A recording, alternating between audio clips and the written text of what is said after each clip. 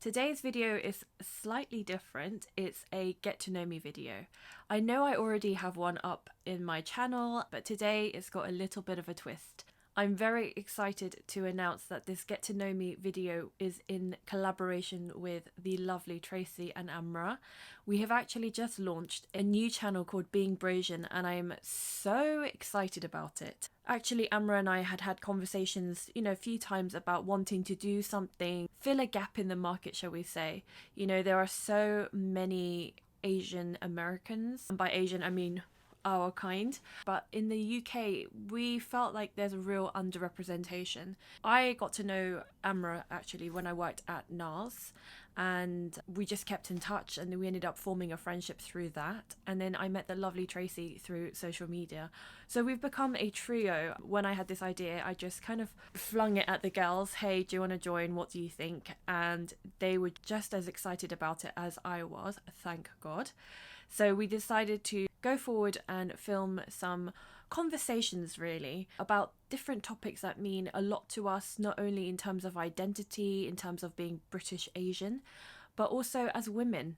Things that you will, I'm sure, no doubt find very, very relatable. We have got so many exciting ideas that you can look forward to. At the same time, we want it to be a really interactive experience. We would really love you to get involved, ask us questions, perhaps give us some ideas as well. We're always going to be asking for your feedback on it because we want to be one community with you guys. Going forward, there'll be monthly uploads on our separate Being Brasian channel.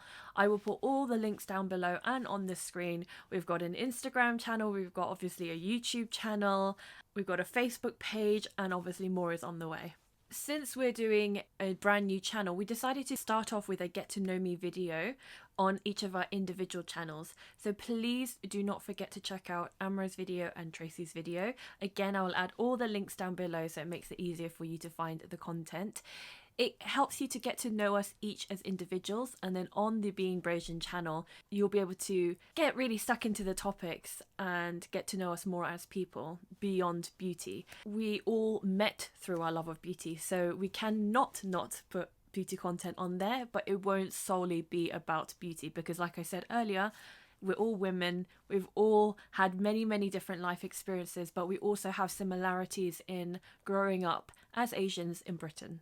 Just to quickly explain before I get into the video, the Being Brasian, I came up with a name where it was about being British Asian, but it's also very similar sounding to Brazen, and really we wanted to start this platform because we wanted to be three bold Asian British women coming to the forefront to discuss topics that are relevant, that mean a lot to us, and I'm sure will mean a lot to other people. But growing up, we felt very underrepresented, and in a way, we still do in Britain. I remember being a child and not really seeing anyone that looked like me on TV or anywhere really. It's our hope by launching this channel, we will not only gain a community and people will join us in conversation and be a part of this movement in a way, but also hopefully there will be young people growing up in this generation who'll be able to find us on YouTube and hopefully be inspired knowing that there are people that look like us on social media or media in general. We're so excited to see where this journey takes us. We will obviously be tagging people, but if you do a get to know me tags video, please don't forget to tag us, #BeingBrasian and #BeingBrasianTag. And now, please enjoy the get to know me video. So I was born in the UK in the northwest of London. So I've been living in London all my life. However, my heritage is South Korean. What 3 words best describe myself?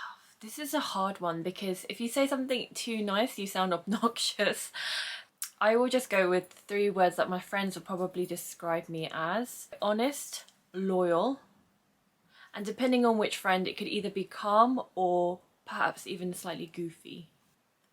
I wanted to become a beauty content creator because I've really been surrounded by the notion of beauty from a very young age. Growing up, I actually felt very much like the ugly duckling, and I just felt like I didn't belong or fit in with my features. Often I was ridiculed for my eye shape, and so I think my love of beauty came from being able to use beauty tools that helped me to accentuate or, you know, emphasize or make my eyes look bigger.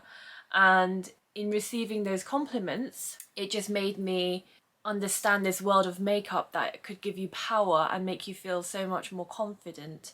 And that's where my love affair with makeup began. After being in a specific career for a long time, I kind of had like a quarter life crisis and decided to, do you know what, just jump in with both feet and enter the world of beauty. What's the worst that could happen? And years of doing beauty, retail, makeup, management positions, I just fell in love with it. And after doing it for several years, I wanted to just sort of go into something else and be able to concentrate on beauty content creation full time. This is such a tricky question, but I have got it down to a T. My top 3 picks would be definitely moisturizer. I don't have a specific moisturizer that I would choose, just a moisturizer for dry skin would be fantastic, just to keep my skin hydrated. Maybe one with SPF, so we kill 2 birds with 1 stone. Then I would want a tinted balm because I really like wearing lip balms to keep my lip hydrated, but if it's tinted, you don't need a lipstick. Plus, you could use a tinted balm on your cheeks as blush as well. So again, killing 2 birds with 1 stone, or 3 birds in this case. And the third item would be a brow pencil, so that I could draw on my brows but also use it as an eyeliner.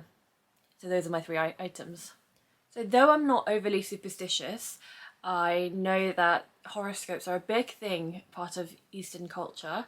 In Western horoscope, I'm a Sagittarius, a fire sign, and in the Eastern horoscope, I'm a tiger. Also a fire sign, so fire, don't know what that means, but take from it what you will. So 3 things that Korea is famous for, I would say like the pop and film culture, so K-pop, K-drama, K-film, all of that. That's really come into its own over the last however many years. K-pop I think is a bit like Marmite, you either love it or you hate it. So that's definitely one. I would say Korean food definitely has come into its own because back in the day, you know, if you ask people do you eat Korean food, they'd probably say, well, what's Korean food, you know, with no idea of what it consists of. But nowadays I hear so many people say, oh, I love Korean food. And obviously there are so many more Korean restaurants expanding in the UK, especially around the central London area.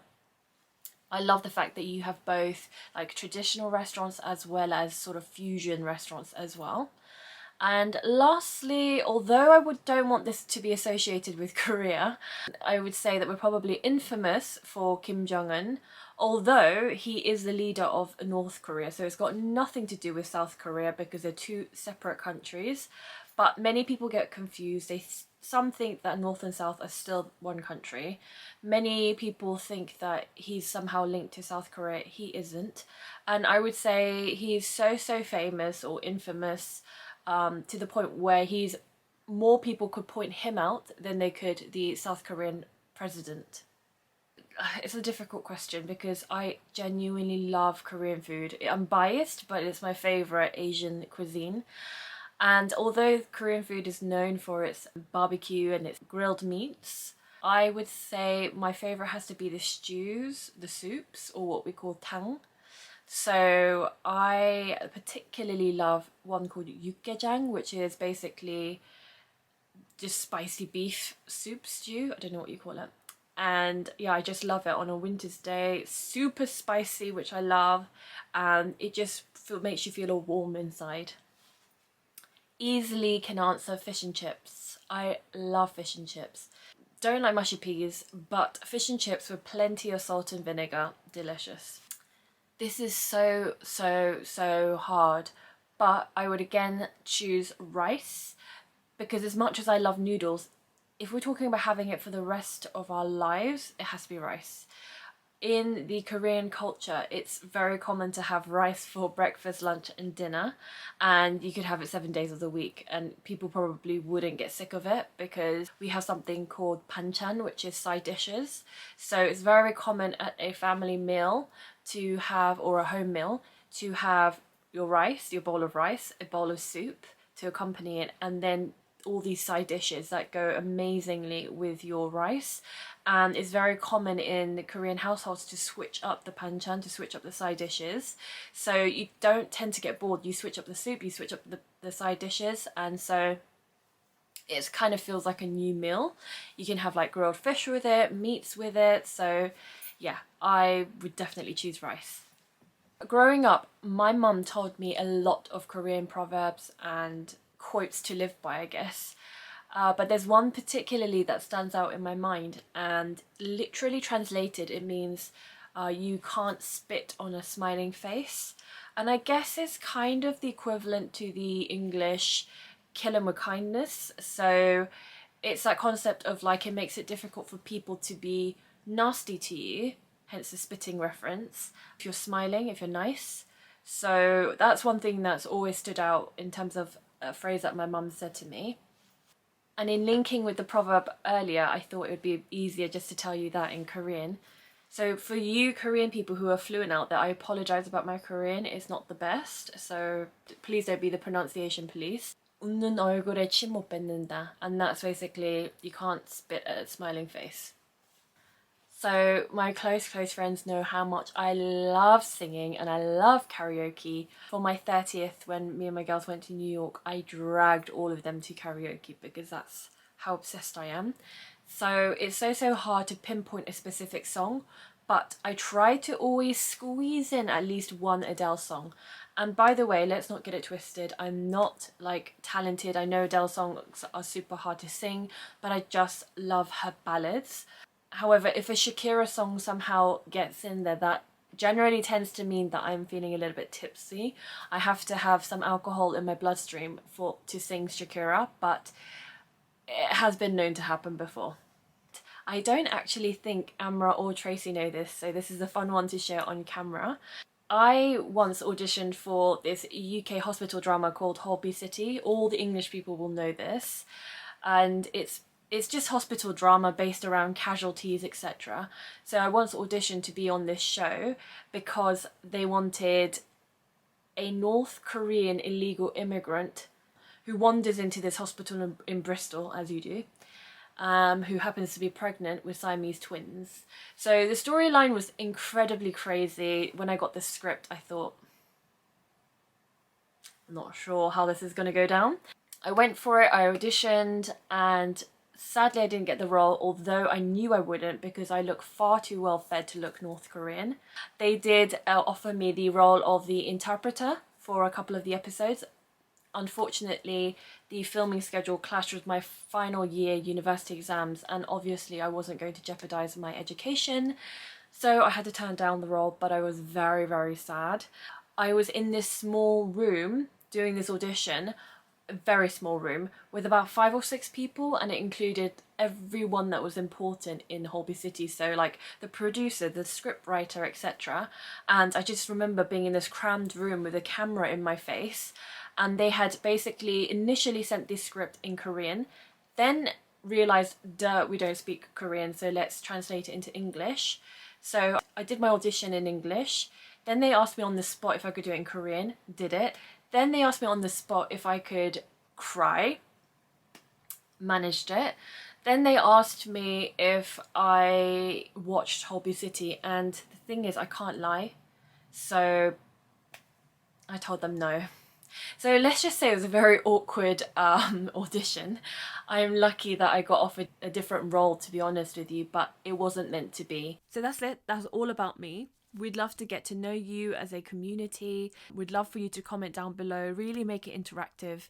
If you're really shy, or perhaps don't want your questions or comments to go in the main comment section, then please don't hesitate to send us an email. Again, all that information will be down below. Please don't forget to tag Being Brasian tag if you do this video. Please don't forget to hashtag Being Brasian in general, just so that it gets our attention. Don't forget to support us across all our channels, both the Being Brasian and our individual channels. So please support us by following us, subscribing, sharing with everybody that you think might be interested, liking, watching, commenting, etc. Thanks once again for watching, and we'll see you on the first episode.